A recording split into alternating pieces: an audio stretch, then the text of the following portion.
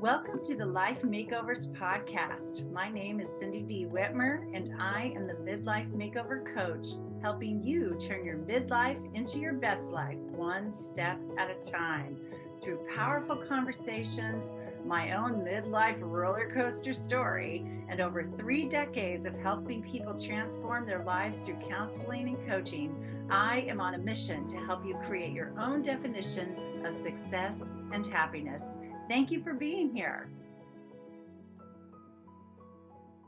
Hey, everybody. Thanks for being here today. Today is one of my lucky days because one of my favorite people on earth is here with me today. You may know her as a New York Times best-selling author. I know her as that, but she's also one of my friends because we live here in Lawrence, Kansas, and we attend some of the same networking groups, spiritual groups, classes, and so forth. And she agreed to come on here and have a conversation today. So thank you, Pam, so much for being here. Well, thank you, Cindy. I'm honored to be here. It's a great gift you give me to be able to talk with your fans and to be here. So thanks. Oh, thank you. Well, I have a blast for the past for you. Looky here. Oh, wow. That one is a ways back. Now, if you have the original self-published version, I would be really impressed. And that is one that it's yellow. And Taz and I actually drew, it was self-published. And so we drew the cover, like I made these little springs that came out from I don't know, it was pretty wild, and Taz put something on there. So anyway, it's the original self-published version that got sold out. That's awesome. Well, I love this book. I should see that cover sometime. I'd love to see it. Now, Yeah. This one really puts you on the map big time. E squared, right? Mm-hmm. That is the one. Yep. And you have a 10-year anniversary with this one this year. Right. Yeah, it came out in 2013. And it's kind of funny because people go, "Oh, you're an overnight success." I'm like, no, I have been writing books. This was my 16th book, E Squared, the one that, became really popular. In fact, I'd written that very book under a different title 4 or 5 years earlier. It was called God Doesn't Have Bad Hair Day. So anyway, it has a fun cover too. It's, that famous picture of God and David, that's at the, it was like, David had a hairbrush in his hand, or maybe God did. But anyway, so it was kind of fun. But that particular version, which is basically the same book with one extra experiment, it didn't really fly. But hey, the timing wasn't right until this one came out. So it got recovered and kaboom, kabang. Huh? Yeah. Titled, and then the follow-up. See, I'm a Pam Grout. Like, I'm a stalker. I've got everything here. E cubed. This is wow. This could be my favorite. I'm not sure if I have a favorite Pam Grout book, but I really love this one. Think and Grow Rich. Yeah, that is a very popular one that people seem to like. Oh, you do have them all, Cindy. Wow. I do love this one too. I mean, I love them all, Pam, and they're all a little different. And then, of course, the latest, greatest, right? The Course in Miracle Experiment. Anyway, yeah, that's my little Pam collection I've got right now. So, but yeah, I'll have to see some of those other ones. And I've read some of your travel books too. I've just borrowed them, I think. Yeah. So please give them back because you don't have that many or something. I don't know. Yeah, well, I've got the Kansas ones and the vacation ones, the Meaningful Vacations ones. So yeah. I used to say that half my books were travel and half were inspirational, but I think because I've continued to do these books after E Squared in the inspirational vein, it has kind of taken over my count. My ratio is no longer 50-50.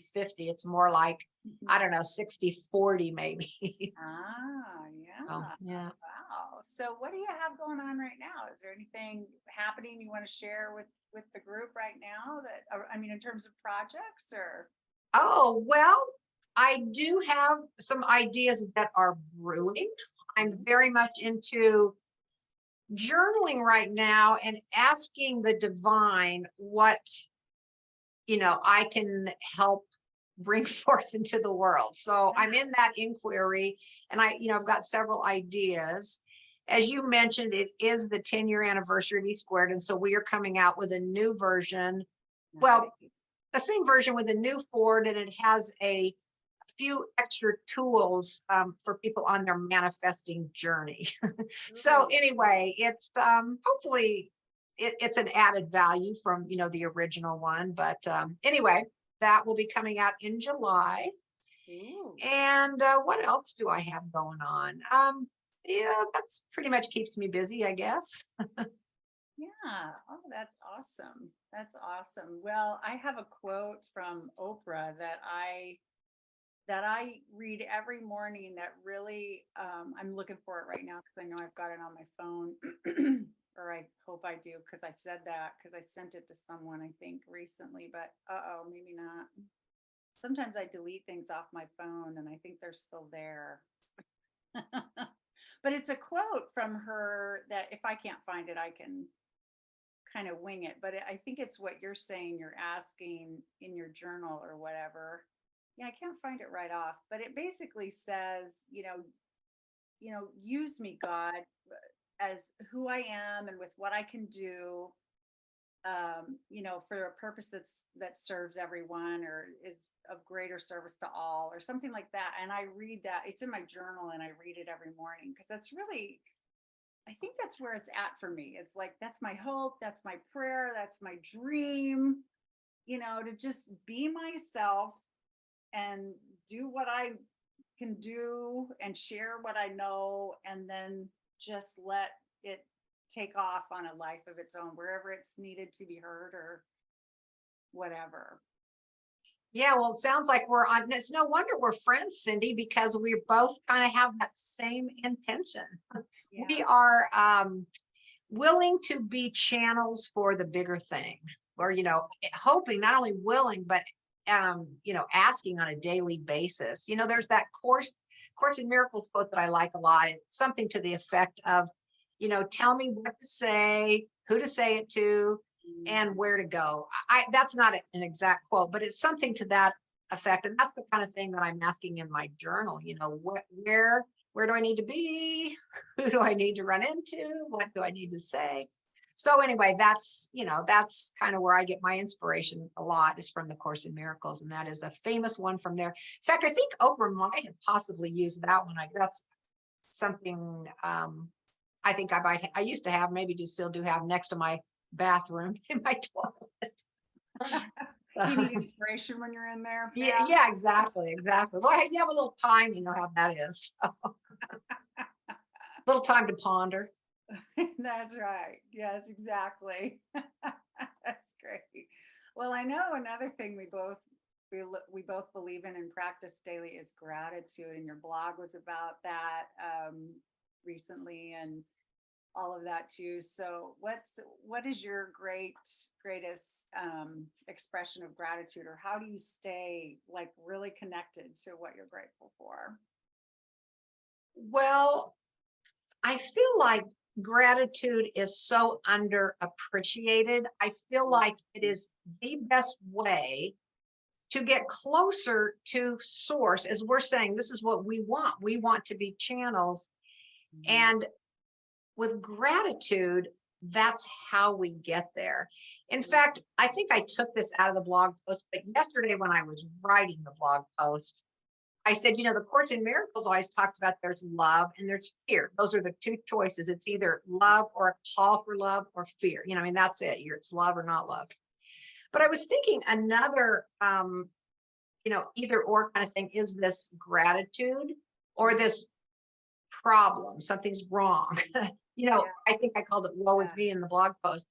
But I feel like it's a real choice. You can't be doing both at the same time. You can't be loving and fearing at the same time. You can't be right. grateful and complaining at the same time. Yes. So I feel like even though people think it's kind of mamby-pamby, actually, I think that word is namby-pamby because an editor at Hay House, just for this forward, no, it was in the scavenger hunt, I put mamby-pamby.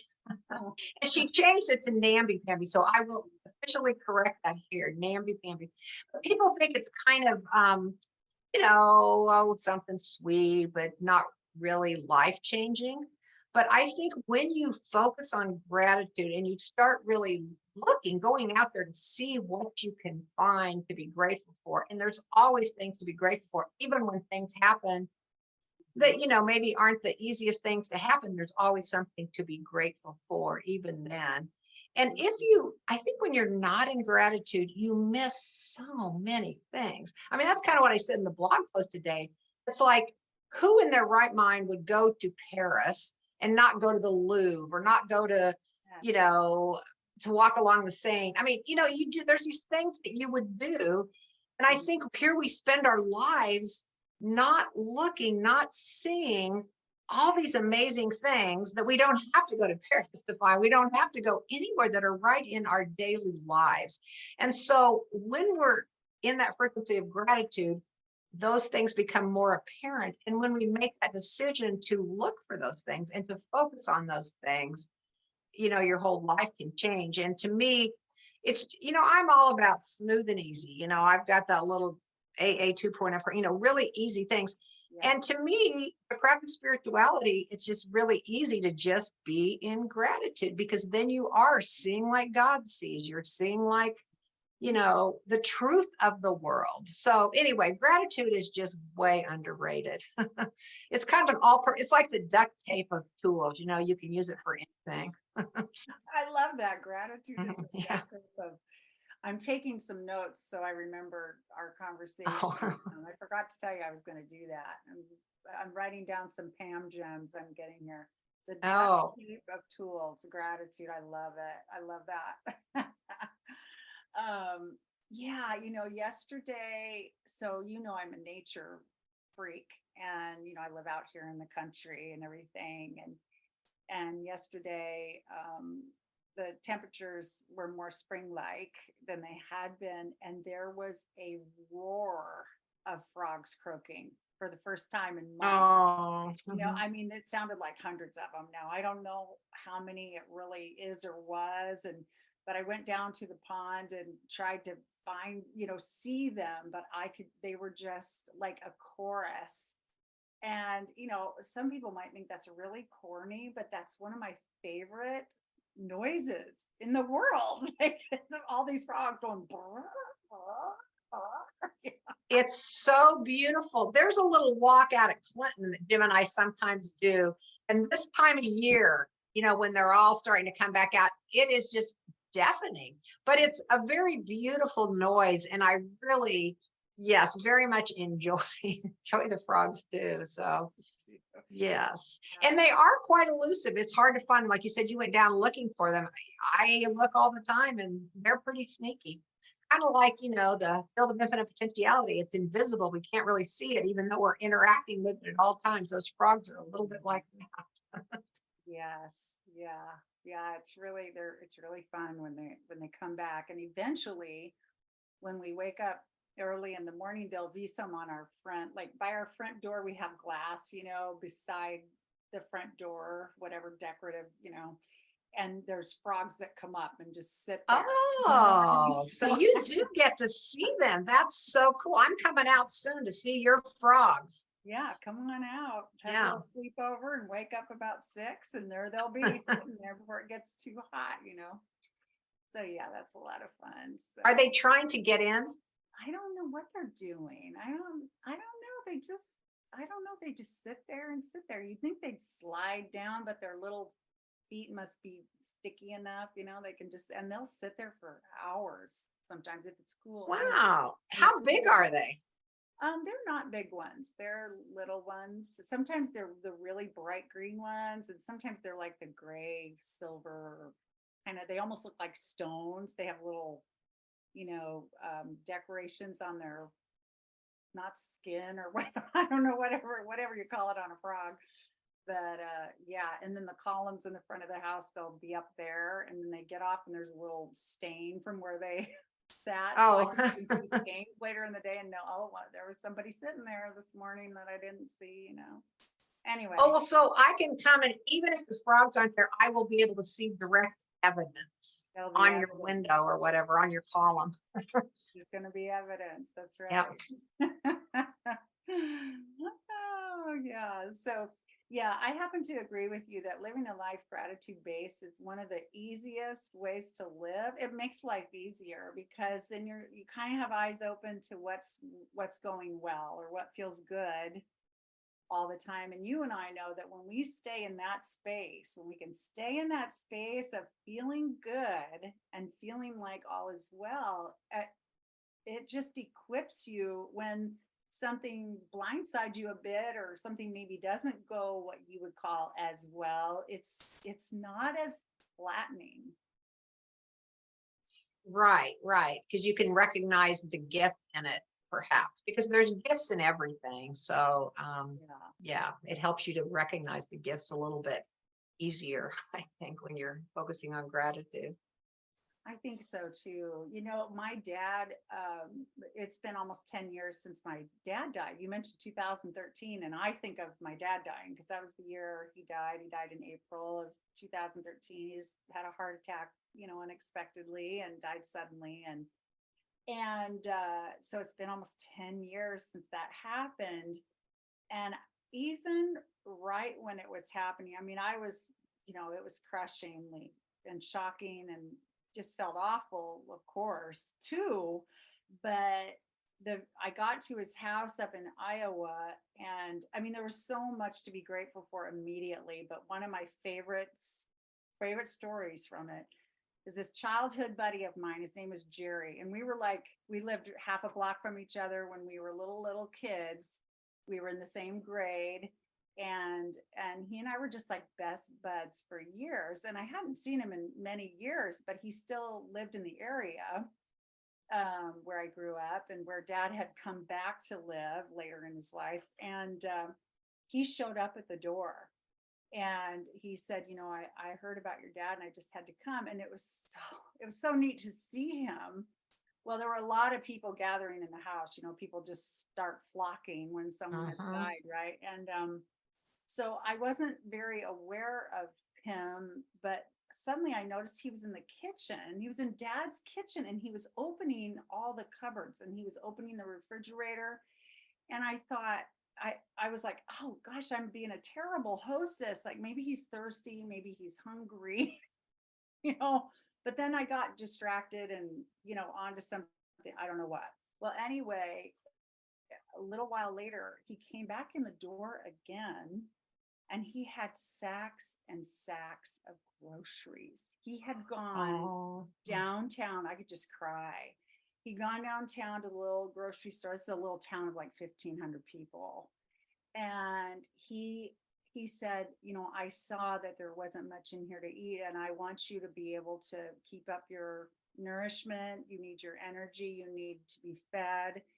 And he said, so I just got you some staples for breakfast and lunch tomorrow. And I just thought I would just drop over right there. I mean, it was such a thoughtful, kind gesture. So he was looking not for himself, he was looking for me and my siblings and things that were around. And that's the kind of thing that I mean, I could tell you dozens of stories like that happened at that time, even though it was so awful of a time. It was like there was all this kindness around me that, just showed itself time and time and time and time and time again. So I just yeah, that's appreciate beautiful. that still. I'll never forget that.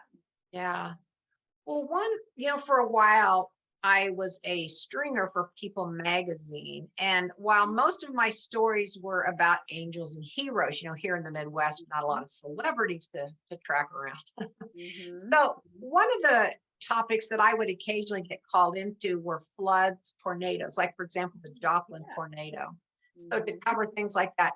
And every single time that a disaster such as that happens, the Mm-hmm. outpouring of love from people all over the country. When it's a big thing like that, a lot of people do step up to the plate. I mean, it just proves how truly um, kind and loving we are. The one people, if it looks like they're not, it's just they've gotten off on a different story somehow, or they're again living in fear, perhaps.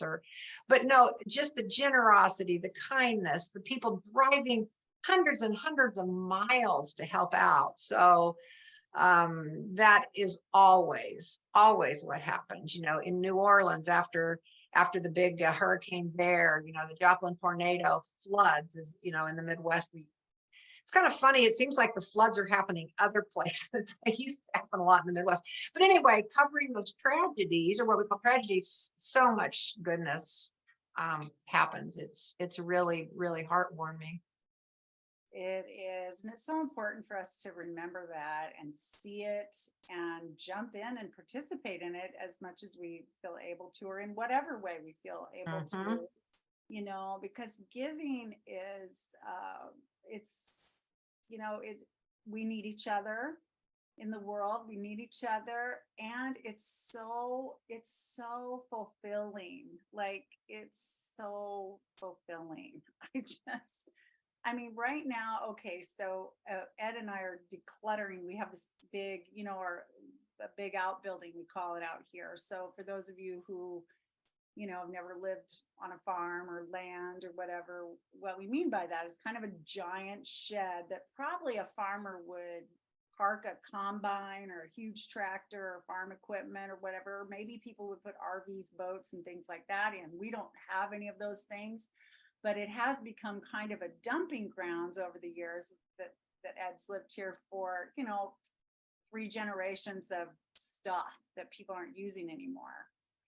And so we're starting to clean that out because we have an event we're going to hold in there in a few weeks. And so we're cleaning and cleaning and going through stuff and going through stuff and going through stuff. And honestly, he was tempted to just rent a dumpster and us just throw it all in there, honestly. And I'm like, no, we can't do that. We've got like, there's people who could use these things, and there's animals that could benefit from some of these things, and we could recycle some of these things. So this poor guy thought we were going to get through this process pretty quickly. And now I'm poring over things and contacting nonprofits and da da da da.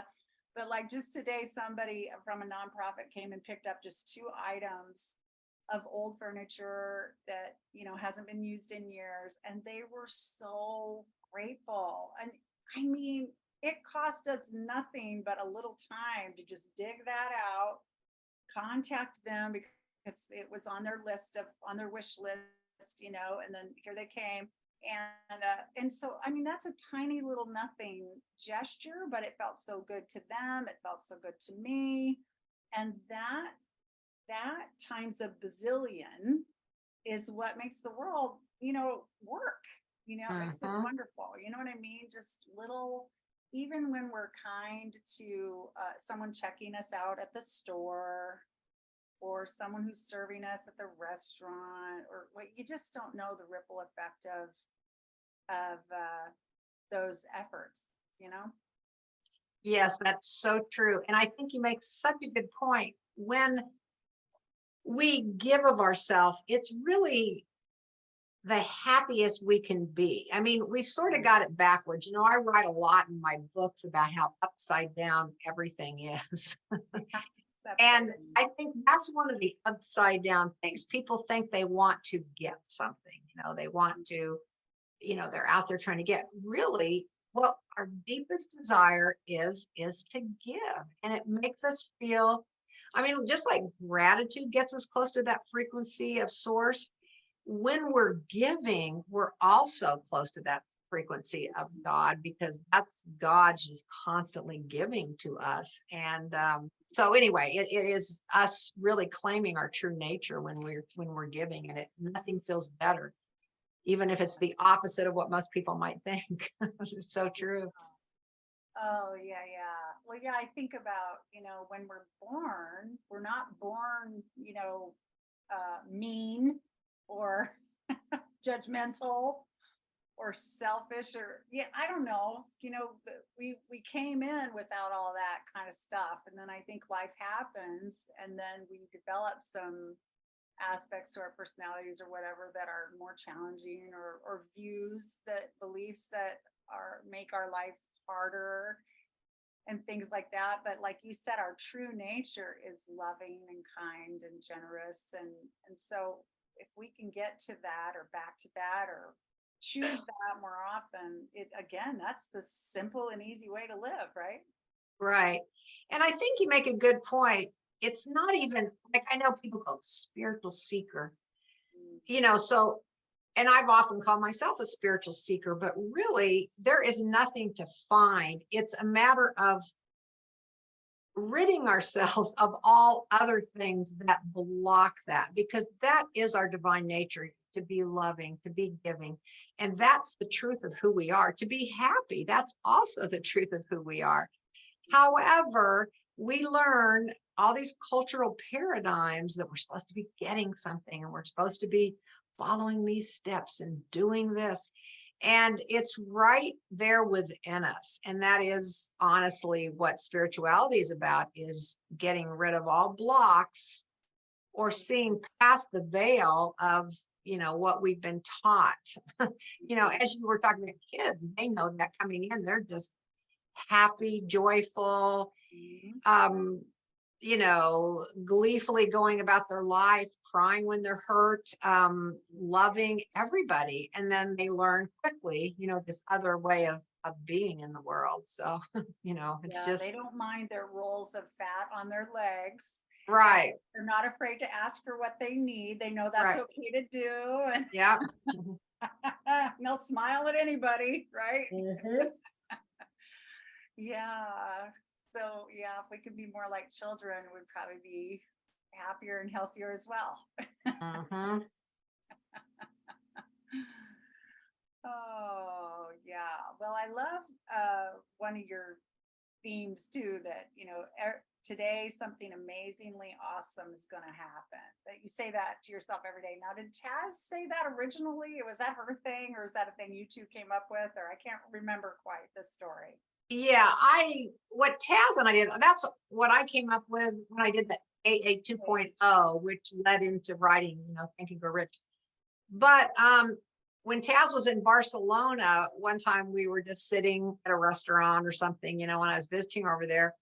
And so we went through the whole alphabet and we wrote amazingly awesome. That's where the AA 2.0 came from. But then bodaciously beautiful. I mean, we just went through the entire alphabet.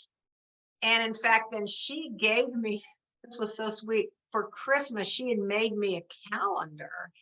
And in the beginning of that, she created this little list that we had done, and we did put it in the front cover of the Course in Say. Miracles experiment. I Oh, think it's in yeah. the I feel front like I've cover seen and in that. the back. Yeah. Oh, yeah. There it is. But anyway, so she made that was on the calendar that she created for me. But it does go through the whole alphabet and has them all in there. And then on the calendar that she actually made, and this is all handmade, it was like joyful January, and I don't remember what February was, but anyway, I mean, obviously I still have the calendar. It's just one of my most precious possessions that she Oh, had made for me. absolutely. Yeah. Yeah. That's really cool. Very cool. And don't you think part of originally who we are and how we're meant to be is creative as well? Like we're all creators. Oh my goodness, yes. I mean, that's why we're here, to create the good, the holy, and the beautiful. I think I've written a Mm. blog post about that, but that's why we're here, to expand the glory of God, right?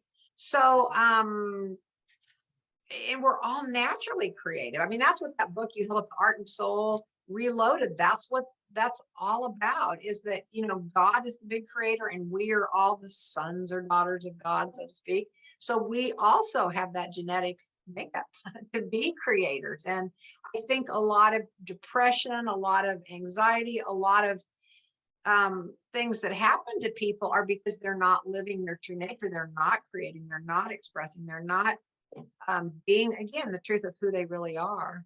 Hmm. Yeah, and I think some people get tripped up that if we say, "Oh, go be creative," you're meant to be creative. They think, "Well, I'm not an artist. I don't know how to paint. I don't know how to draw, or I can't sew," and that's not. I mean, those are types of creativity, but that's not exactly what we mean fully, right? So it's just, well, how would you explain it on a more, you know what I mean? Like, how do you Well, people who think it's all about just artistic expression? Well, and even worse than that, people think it's all about making money. We have a lot of, beliefs in our capitalist society that, if we're going to be creative, we need to be, pulling in an income from that. And some people do, some people don't. But I think it's an important for all of us to be practicing some kind of expression and growth and creativity. I feel like, yeah, I mean, I think again, it's a way to really get in touch with who you really are. And that is maybe why we're here, to be in touch with who we are and to kind of grow that. And so with creativity, we're going to be channeling, the light of God in whatever way it might be. Is it through, like I said, baking cookies, maybe, or whatever, giving really good hugs. There's so many different ways to give and to be creative. So I feel like, that's our true nature.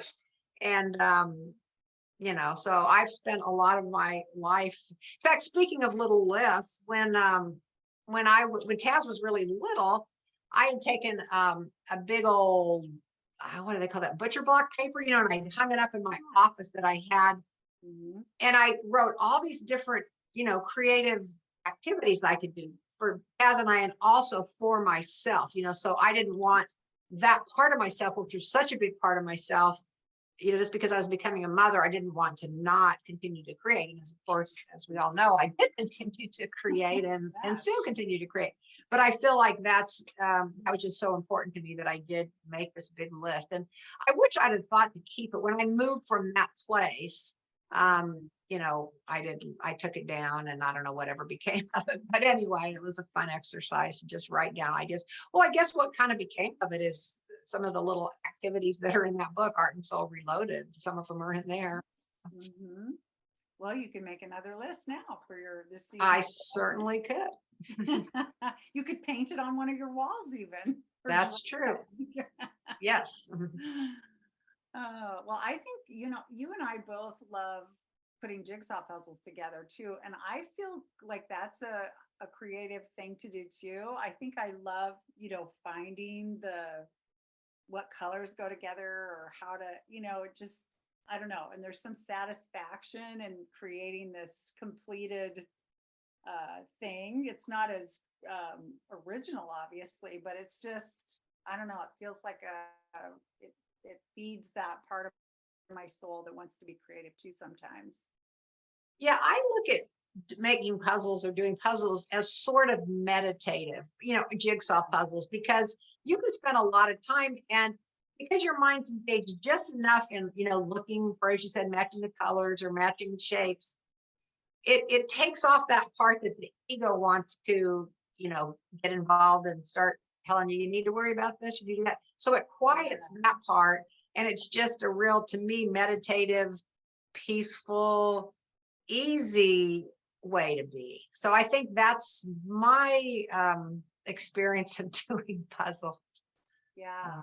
Oh, that makes so much sense. And it does calm me as well. Like, I'm just very calm sitting doing that. Just, yeah, it's very calming. And that makes me feel like, I'm on a good path when I feel calm, and I don't have a big agenda, or I don't know, I'm not thinking too hard about anything, whatever, which I can do. I can start to overthink about, what I should be doing or how I should be doing something. And so it's very refreshing to be doing something like that, where it's just very freeing. Yeah, it kind of dials down the nervous system. Anything we can do to dial down the nervous system, when the nervous system gets on red alert, the mind, I think I mentioned the hamster wheel, the mind gets on a hamster wheel, we start worrying and focusing on, oh no. Yeah. So anything we can do to dial down that nervous system from being on red alert. And again, that's to me, one of the functions, or one of the reasons I enjoy puzzles. Yeah, me too. Yeah, that's a great thing. So yeah, everybody think for a second how you can calm your nervous system, like you said, and just get into a state that feels very relaxing, and where you let your mind just either wander like freely, or just be kind of shut off or shut down or whatever. And probably you'll feel very relaxed and even more creative and open to ideas in that state too. which is when Oh, for inspiration comes, sure. I think. For sure. Yeah. Where do you Well, get my your belief is inspiration? that, Oh, go ahead. Sorry.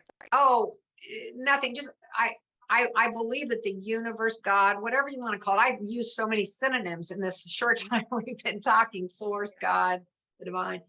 But I feel like it is constantly trying to communicate with us, Mm, constantly trying to bless us, constantly trying to interact with us. mm, And so as we dial down our nervous system, meditation's another good thing for that sort of thing. It has a clearer path to get through. Just like here for a minute. In fact, maybe the reason my computer thing was unstable was because it was demonstrating what happens when we're not plugged in, or when we're not, mm. with a dialed down nervous system. So maybe Source just said, okay, well, we'll give you guys an actual example of what happens when your flow's not coming in. Yes, when the signal's not strong and when we're not staying Yeah, plugged into the source, then things can get yeah, wonky and confusing, right? And chaotic. And yeah. So thank you, Source, for giving us this very real-time example of what happens when we don't when we have unstable connection, as my little sign set up there. yes, that's great. Your connection is unstable. Oh, I love it. Love it. I love it. Well, is there anything else that is coming to mind to you that you just feel, inspired to say or bring up or share right now? Well, um, let's see. Well, I feel like right now on planet Earth, it's such an important time for those of us that know about the power of our energy and our thoughts to really step up to the plate, to really Mhm. um, exude, emit, whatever you want to call it, love and light. Mm. And I feel like there was a study recently published, and I can't remember the name of the magazine right now, but it said that all it takes to make a huge shift, we know this from the 100 monkey thing, is Mhm. 10% of a population. So I feel like, I mean, that's sort of a message of hope. All we need is 10% of us. And those of us that do believe in, that things are fine and that the light and the love is shining through, I feel like it's really important that we use our creativity, use our, be willing to be those channels to get that message out there in the universe. So I find that to be hopeful. It doesn't take everybody. It takes, the 100 monkeys is just when a certain amount of people get dialed into this, then things can shift throughout the population, not just in those 10%. So I feel like we're kind of reaching a point where, more and more of these kind of conversations are happening. More and more people are dialing down their nervous system and looking for those signs and that guidance from, the bigger thing. Mhm. Yeah, I find that very encouraging. Like, so the research is saying that if 10% of the population focuses on this or this way and really gives energy to all that, that's enough to shift the whole world of population. Right, right. Wow, that's exciting. Because I Yeah, think there's far more than 10% of the population that's really into that perspective. And, so if 10% of us spent 90% of our time or 100% of our time really in that lane, it's making a big difference every time, right? right. Well, and I think too, there may be, did you just say that 10% of us already are into that? What I was trying to say is I bet there's far more than 10% of the population that believes that, Oh, right. believes in these However, things. there also, because we are, we also have Mhm. some of the other thoughts, when our nervous systems get dialed up. So, it's more a matter of maintaining that. I think maybe people are becoming aware of it, and it's as more and more people act on that and work, to shine light. I think that's, when great change will happen. Yeah. Well, one of my favorites, and I can't remember if it was the Dalai Lama or Gandhi or who knows who it was. Maybe it was somebody more modern. I don't know. who said that whenever you think you can't, if you think one person or you as one person can't make a difference, think about one mosquito in a room. Or in a sleeping bag is how I heard Or it. in a sleeping bag. Okay, yeah, it's like, Yeah, oh, either way, yeah. yeah, that puts that in perspective big time, because we've all been there with that mosquito, and it drives you, it's so powerful. Right, It's so right. powerful. So yeah, I love that. All right, so I think the message here, what I'm hearing is be the love, and get comfortable in your silence to get that nervous system quiet, so we can access spirit or divine or the dude, as you refer to Oh, God in your book sometimes, I know. yeah. And Yep. then become channels for those divine purposes or needs in the world or whatever, right? That sounds good. That sounds wonderful. I like that vision. Mm. Well, I know we started on gratitude. I'm going to end on gratitude, because I just am so grateful to you for many things, for you being my friend, and for all the wisdom that I feel like I gain. I mean, every time I'm around you, I want to have a notebook handy, and because I know you're going to say something that I want to remember, or you're going to share a story that I want to remember. And I just really appreciate that about you. And I thank you so much for who you are in my life. I really, truly do. Well, the feelings are mutual, Cindy. I'm very appreciative of having you in my life. And I also have wanted to write down things you've said too. So that's the beauty of having this kind of a friend to be able to talk about this sort of stuff. So yeah, thank you. And thank you all for joining us this morning. And thank you so much for listening. How would you like to receive my #1 best-selling book, The Midlife Makeover Method? All you have to do is leave a review for this podcast, take a snapshot of it, and send it to cindy@cindydwhitmer.com. We'll drop the email address in the details, and I will talk to you again soon. Thanks for listening. Bye-bye.